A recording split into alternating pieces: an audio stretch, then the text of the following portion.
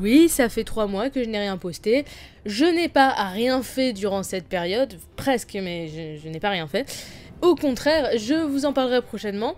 En attendant, vous êtes là pour l'émission que vous m'avez demandé en masse. La preuve, quand j'ai dit sur Twitter que je refaisais une vidéo, que j'avais écrit une vidéo, tout le monde m'a dit « Oh, c'est le before, le fameux... » Eh bien oui, c'est le fameux before. Donc, c'est parti. Enjoy. Aujourd'hui, on s'attaque à du lourd pour moi parce qu'on parle de Peter Littlefinger Baelish.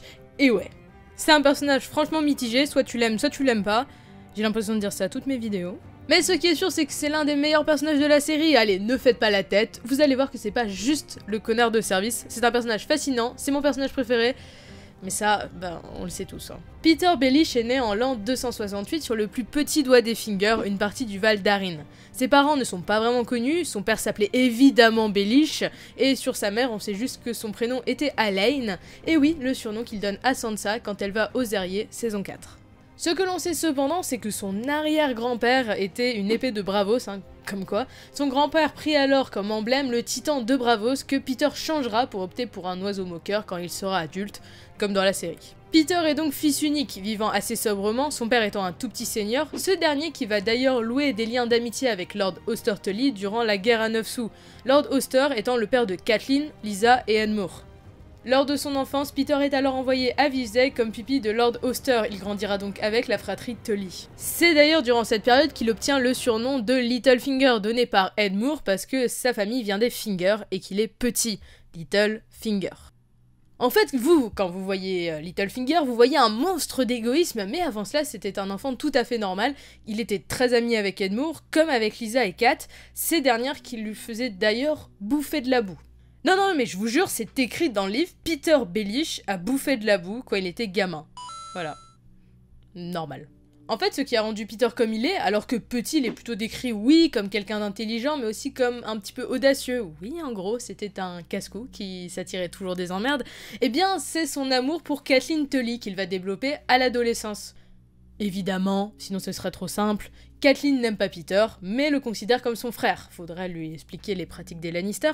En fait, c'est Lysa qui va tomber amoureuse de lui. Vous la sentez, la chaîne à sens unique, hein. Voilà, la petite chaîne à sens unique de merde, là. Voilà, hein, c'est ça. Et c'est exactement ça. En fait, je vais faire l'avocat du diable dans cette vidéo.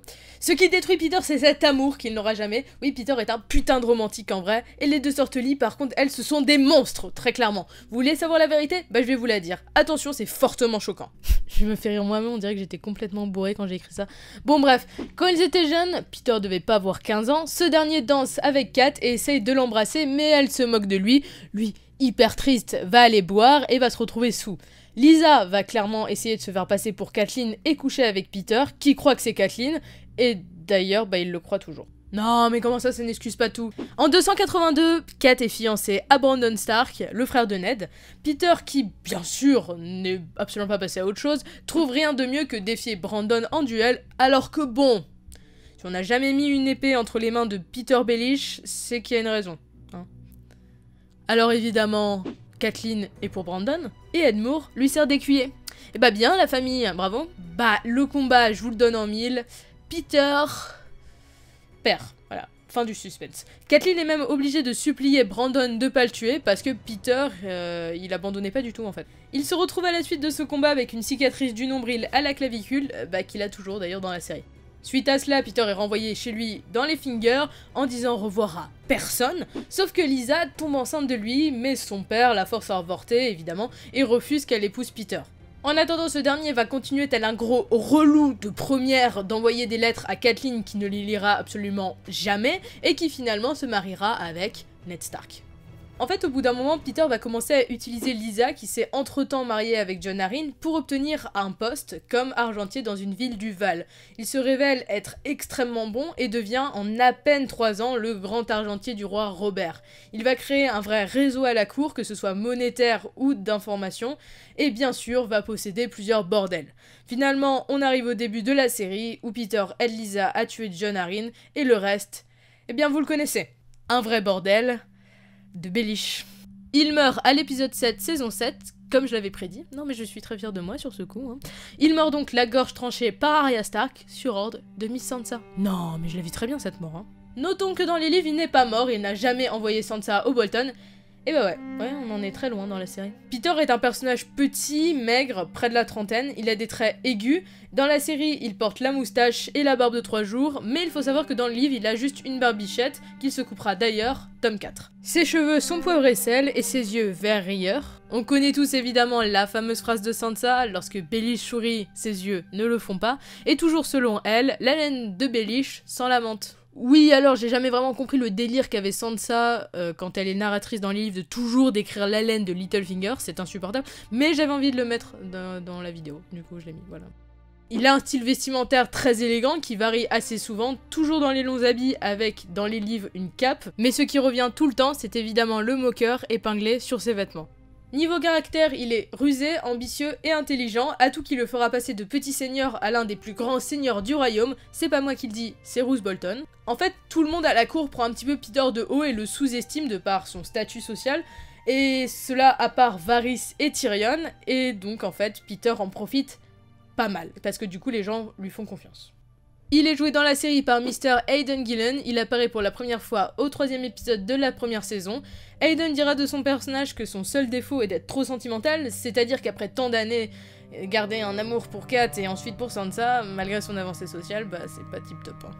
David Benioff, l'un des scénaristes de la série, dira que personne à ce jour ne peut incarner mieux Baelish qu'Aidan Gillen, malgré leurs différences au niveau physique, notamment sur la taille et sur l'âge. Baelish est à ce jour et restera l'un des personnages les plus marquants de la série. Que les gens le détestent ou l'aiment, bah, c'est bien ça qui fait vivre le personnage. Pour moi, il n'est pas l'un des meilleurs personnages de la série, mais l'un des meilleurs personnages tout univers confondu. Oui, j'ai loin. Son duo avec Sansa est génial. Les deux se complètent parfaitement, et si Baelish est mort pour permettre à Sansa de prendre les rênes, et bah Sansa vas-y. Et comme tu l'as dit, n'oublie jamais Littlefinger, car ça a beau être le plus grand salaud du monde, c'est d'abord et avant tout un petit garçon qui était amoureux d'une fille et qui s'est pris un râteau. C'est hyper beau ce que je dis. Voilà, c'est la fin de cette vidéo, prenez-la comme mon réel adieu à ce personnage magnifique. Sans lui, la chaîne ne serait pas, Game of Thrones en fait ne serait pas, et surtout continuez à le détester, car c'est comme ça que le personnage est devenu ce qu'il est. Détestez-le, mais voyez en lui l'un des meilleurs personnages de la série. On peut dire ce qu'on veut, mais le mec était rien en saison 1 et il a survécu jusqu'à la saison 7. Alors, bravo. Bon ok, j'arrête mon instant émotion à la con, j'arrête ma vidéo à la con aussi. Le prochain personnage à avoir un before est déjà choisi, donc pas de vote cette fois. Si vous êtes resté jusqu'ici, prenez juste 2 secondes pour répondre au sondage que j'ai mis en description. C'est pour la prochaine vidéo. Il faudra juste indiquer votre personnage préféré de la série, je compte sur vous, vraiment c'est très gentil. Sur ce, un grand merci encore une fois d'être toujours présent, je vous dis à la prochaine, bye tout le monde. Goodbye, Papa, please pray for me. I was the black sheep of the family. You tried to teach me right from wrong.